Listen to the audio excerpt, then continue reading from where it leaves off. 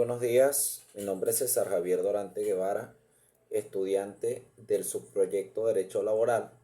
Y en este momento, voy a realizar este video para exponer mis puntos sobre lo que es el pago del salario, su forma, la oportunidad, el lugar del pago, el pago de salario en los días feriados y de descanso, protección del salario, privilegios, inembargabilidad del salario mínimo, embargo del salario, embargo de prestaciones sociales, intervención del Estado en la fijación de los salarios. ¿Y qué es el salario mínimo? El pago de salario es la remuneración económica que percibe un trabajador por una obligación de prestación de un servicio o actividad dentro de una empresa, negocio y o comercio, ¿verdad? Su forma se estipula de la siguiente manera: puede ser en base a pagos diarios, puede ser en base a pagos semanales, en base a pagos quincenales o a pagos mensuales. Todo va a depender de la relación contractual que el trabajador establezca con el patrón, ¿verdad?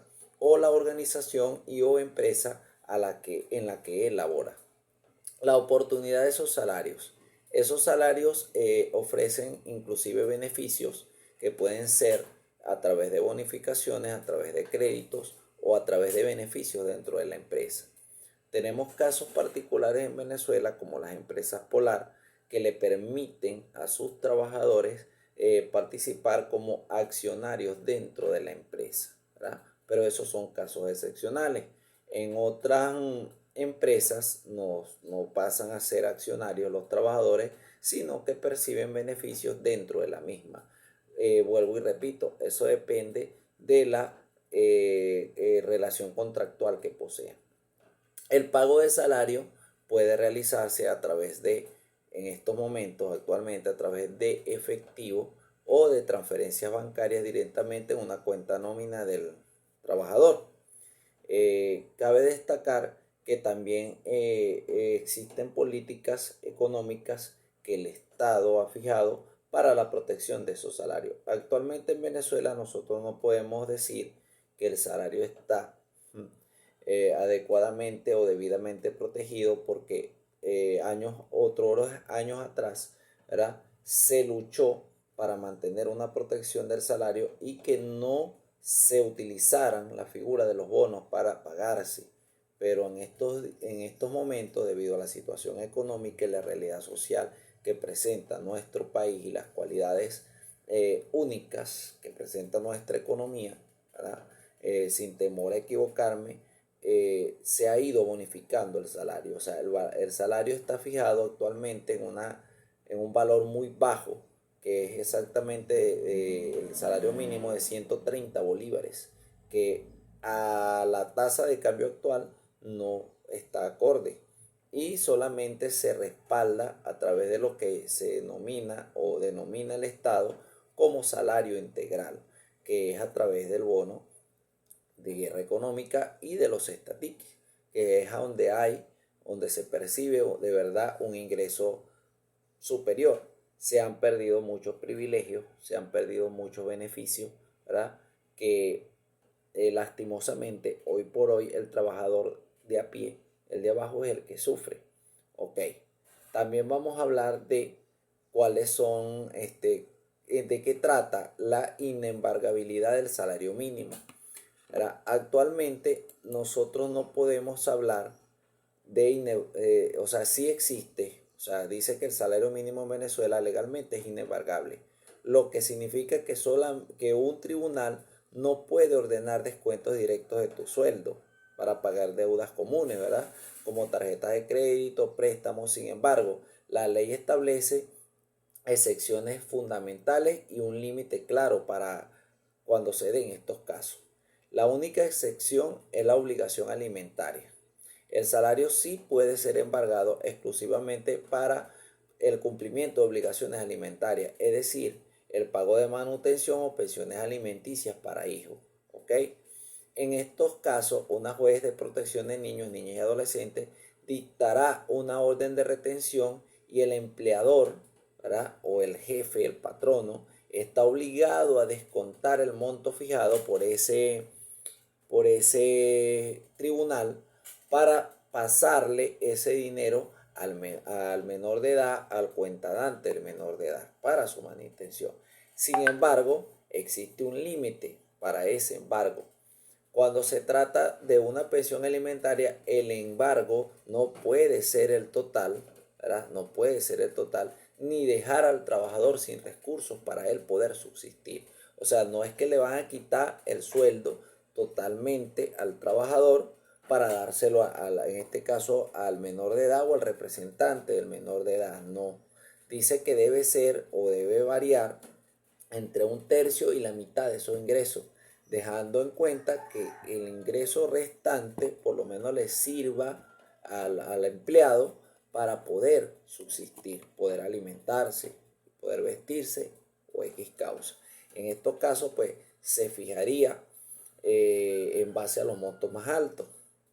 Debería ser lo legal que se fijara en base al cestatique y en base al bono de guerra económica, porque imagínese usted, 130 bolívares, o sea, no le alcanza para subsistir al empleado, mucho menos para dar una manutención. Asimismo es, ¿verdad?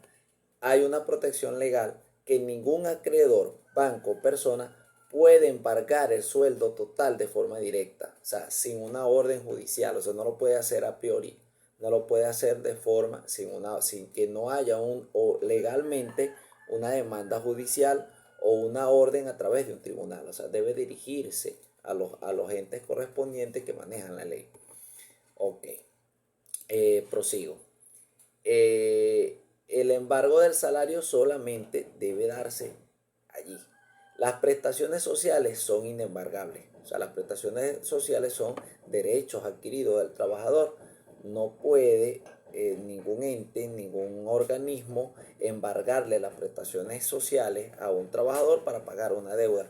Debe esperar que el trabajador cobre sus prestaciones y bueno, y a través de allí estipular un acuerdo para pagarse la deuda, pero no se puede embargar directamente. Asimismo, el fijador de los salarios es el Estado, ¿verdad? Que ahí es donde hablamos de la intervención del Estado en la fijación de los salarios. Él es el que regula, el que estipula mediante ley, mediante decretos y a través de la ley, que en este caso sería la ley orgánica del trabajo, ¿verdad? La fijación de esos salarios y en cuanto está el salario mínimo. Claro está, hago un análisis propio en este punto de vista que actualmente estamos sufriendo unas particularidades sin entrar en el ámbito político de la condición económica de Venezuela. Tenemos particularidades, o sea, se manejan muchas hipótesis, pero a mi parecer, o sea, es mi opinión muy propia, Venezuela tiene un ingreso per cápita alto, un ingreso per cápita alto. Aquí hay muchos recursos minerales, muchos recursos naturales que han sido explotados y se ha malversado de una u otra forma el manejo económico del país. Entonces, a manera particular, yo considero que eso ha afectado mucho o ha incidido mucho en las relaciones laborales contractuales de Venezuela y en lo que es la fijación del salario, de un salario justo para los trabajadores.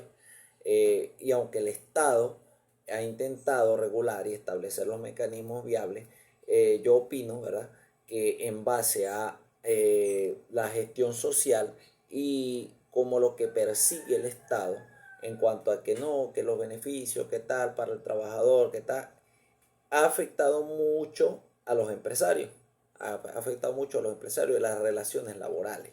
O sea, porque en busca de esos beneficios, o sea, no se ha logrado un equilibrio, una calidad equitativa entre el empleador y el empleado, ¿verdad? Y eso ha afectado a las relaciones laborales. Inclusive me atrevo a definir, a decir o a aportar que en el año 2017 vivimos una crisis por eso, porque debido a que se hacían aumentos irresponsables sin fijar una viabilidad y una cualidad real, que ahora en estos momentos el Estado sí lo admite, pero en ese otro momento no lo admitía. En ese otro momento solamente daba aumentos, aumentos, aumentos, sin establecer un mecanismo viable, ¿verdad?, que se pudiera mantener en el tiempo y que no generara inflación ni generara un desastre económico, lo hacía por vías populistas.